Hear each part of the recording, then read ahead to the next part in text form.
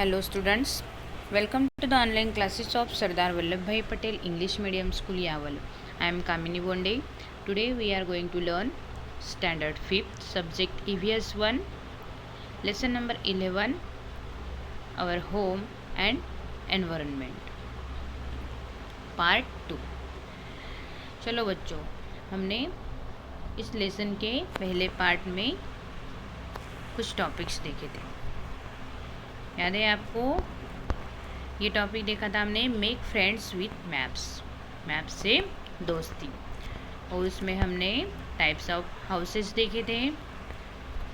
अभी next, observe the map and pictures of houses and complete the following chart. अभी ये जो map दिया है आपको, इसको अच्छे से ऑब्जर्व करना है आपको, ओके? और ये नीचे दिया हुआ चार्ट आपको कंप्लीट करना है. घरों के observe the map and picture of houses and complete the following chart. घरों के चित्र देखने हैं मैप में आपको, और उसके आधार पर ये चार्ट कंप्लीट करना है. अभी first, serial number first, region दिया है प्लेन्स, मतलब मैदानी प्रदेश. टाइप दिया है उसका प्रकार फ्लैट रूफ हाउस, मतलब उस हाउस का टाइप कौन सा है, तो मिट्टी की छत का घर है वो. नेक्स्ट है शेप और कंस्ट्रक्शन, मतलब आकार या रचना कौन सी है, कौन से आकार का है वो हाउस, तो रेक्टेंगुलर. और नेक्स्ट बिल्डिंग मटेरियल्स, मतलब उपयोग में लाई गई सामग्री, उसमें 2 कॉलम है. रूफ वॉल्स, रूफ मतलब क्या, छत किससे बना है, तो वुड अर्थ. और वॉल, दीवार किससे बनी है, तो स्टोन अर्थ. ओके, ऐसे ये चार्ट आपको कंप्लीट करना है. Find and note down the regions why this different occur in the construction of houses according to the regions. मतलब घरों की रचना में प्रदेशों के अनुसार होने वाले परिवर्तनों के कारण खोजने हैं आपको और लिखने हैं.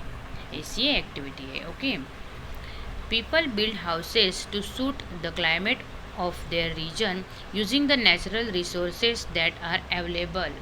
मतलब ये जो संबंधित प्रदेश है उनकी जलवायु के अनुसार या वहाँ उपलब्ध प्राकृतिक संसाधनों का उपयोग करके मानव द्वारा बनाए गए घर यहाँ पे पाए जाते हैं. Different in the construction and building material give rise to the different type of houses.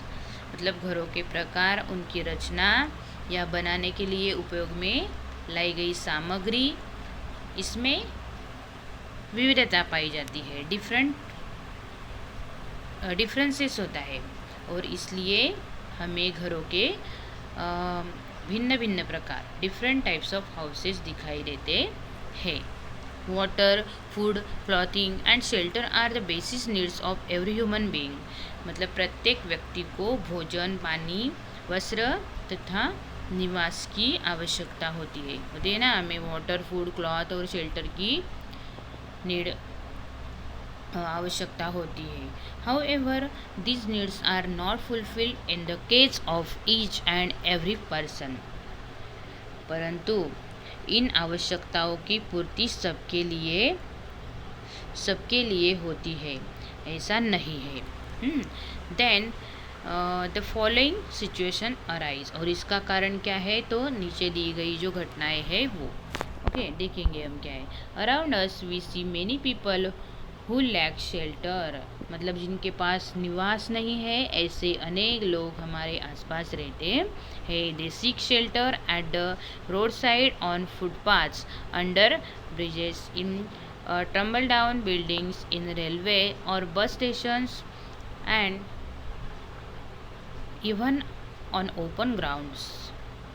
मतलब ऐसे लोग सड़क के किनारे, बंजर भूमि पर या फुटपाथ पर नहीं तो अंडर ब्रिज यानी पुल के नीचे, टूटी फूटी पड़ी इमारतों में, या रेलवे स्टेशन अथवा बस स्थानक जैसे अनेक स्थानों पर ये लोग निवास बनाकर रहते हैं। Many people are force to be homeless because they have insufficient or no means of livelihood।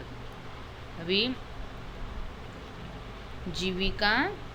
जीविका का साधन न मिलने से अथवा वह पर्याप्त न होने के कारण ये लोग क्या करते, ये लोगों को बेघर होना पड़ता है।